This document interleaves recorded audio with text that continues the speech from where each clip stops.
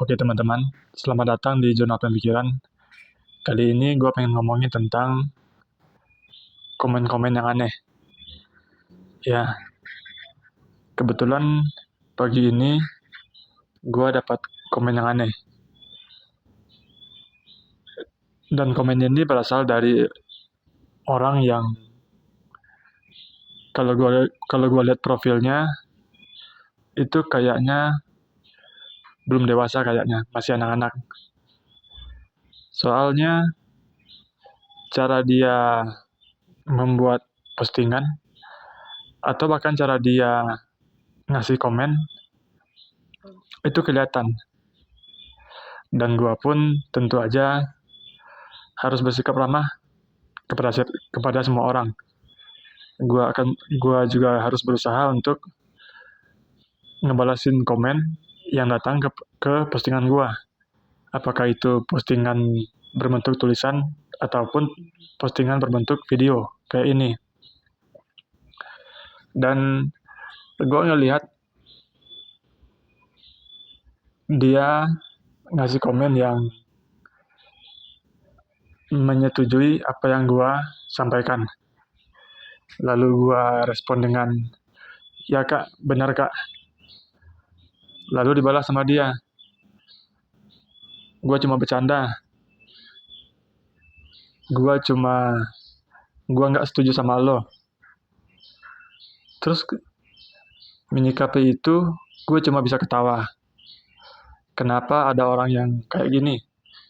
Kenapa ada orang yang rela ngabisin waktu untuk hal-hal yang sebenarnya sia-sia dan nggak berguna? Dan gue pun ngelihat sebuah kesalahan yang dikerjakan berulang-ulang itu akan menjadi sebuah kebiasaan. Banyak gue perhatiin orang-orang yang awalnya cuma pura-pura, cuma pengen ngetes berbuat salah supaya bisa ngelihat sifat orang lain, malah jadi orang yang terbiasa dengan kepura-puraannya tersebut. Awalnya mereka cuma pengen ngetes sifat seseorang, lama-kelamaan malah apa yang dia tes tersebut malah jadi bagian dari dirinya. Dan ini mesti kita pahami. Begitu banyak dari kita yang terbiasa dengan kesalahan. Karena ketika kesalahan tersebut dikerjakan, maka kesalahan tersebut akan menjadi lebih mudah di hari esok. Dan ini berlaku untuk semua bidang. Jangankan hal yang salah, hal yang benar pun juga seperti itu. Ibaratnya kayak bikin jalan baru dengan menebang hutan-hutan. Awalnya itu sulit, awalnya itu susah, tapi lama-kelamaan jalan baru akan terbentuk. Dan inilah yang banyak gue perhatiin yang dialami oleh banyak orang. Awalnya cuma pengen ngasih komen yang bercandaan, lama-kelamaan apa yang mereka lakukan tersebut malah jadi kebiasaan sehingga ke bawah-bawah di kehidupan nyata. Caranya berinteraksi dengan orang lain itu menggambarkan apa yang dia lakukan di rumahnya, di kebiasaannya. Dan menurut gua emang benar, kita nggak bisa selalu menjadi orang yang sempurna. Tapi paling enggak 80% dari keseharian kita itu dikerjakan dengan benar. Jangan sampai mentoleransi yang 20%, sehingga apa yang seharusnya cuma sedikit malah menjadi lebih besar. Jangan sampai awalnya nilai kita itu 8, lama-kelamaan jadi menurun menjadi dapat nilai 3 atau dapat nilai 2, bahkan malas untuk berusaha sehingga dapetin nilai 0 alias nggak ada sama sekali. Dan menurut gue ini penting. Kita harus bisa memperhatikan apa-apa yang kita lakukan. Gue pun sebenarnya paham dengan apa yang terjadi dengan psikologinya netizen yang aneh. Mereka punya masalah yang berkecamuk di kehidupan nyata dan kadang bermain di media sosial itu adalah obat bagi mereka. Terkadang mengeluarkan unek-unek serta apa yang mereka pikirin itu malah bikin perasaannya menjadi lebih baik. Tapi tentu saja, melampiaskan perasaan atau mengeluarkan unek-unek itu harus dilakukan dengan cara yang positif. Jangan sampai menyakiti orang lain atau bahkan membuat orang lain menjadi sedih. Dan gue pun kadang-kadang ngerasain hal yang sama. Kadang-kadang gue ngelihat adanya postingan yang nggak sejalan dengan apa yang gue pikirin. Tapi untungnya gue udah melewati masa-masa di mana gue nggak perlu lagi merasa benar di mata orang lain.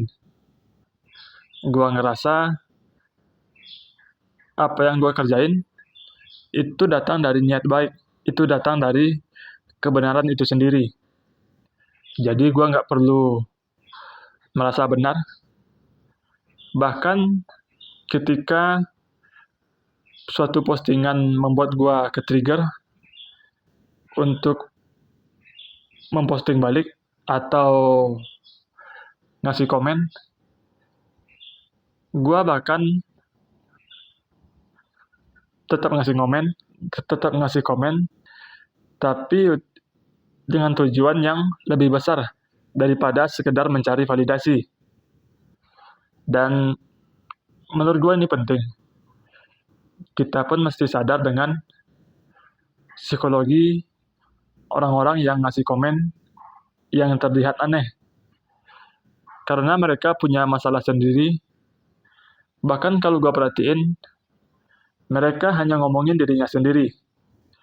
Dan kebetulan postingan yang kita buat itu men-trigger mereka untuk melampiaskan emosi yang telah ada, emosi yang terpendam di dalam diri mereka.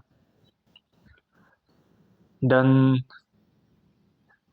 gue pun juga udah maklum, gue udah melewati fase-fase tersebut, karena gue pernah ada di titik dimana setiap postingan itu men-trigger gue untuk ngasih komen.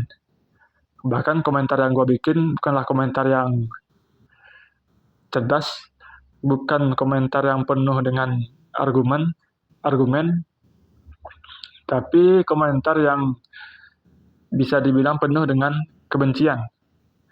Karena di kehidupan nyata, gue mengalami masalah yang sama dan dipicu oleh suatu postingan. Postingan tersebut membuat gue melampiaskan apa yang gue rasain, sehingga apa yang gue sampaikan itu menjadi hal yang aneh sebenarnya. Kalau dilihat dari kacamata si pembuat postingan atau si kreatornya tersebut. Dan sekarang gue udah memahami, gue udah berada di fase dimana gue nggak perlu lagi terlihat benar di mata orang lain. Gue juga nggak pengen musingin apa-apa yang orang lain pikirin. Yang gue kerjain cuma mengeluarkan isi hati. Gue cuma berusaha membuat postingan yang mendamaikan hati gue, karena itulah yang terpenting. Bagi gue, membuat konten adalah sebuah semacam terapi. Ini penting supaya gue bisa menjaga setiap kewarasan yang gue miliki. Karena ketika kita terlalu banyak memendam sesuatu, maka sesuatu tersebut akan menjadi hal yang akan merusak diri kita di kemudian hari. Oke, mungkin hari ini sekian dulu. Semoga bermanfaat. Sampai ketemu di lain waktu.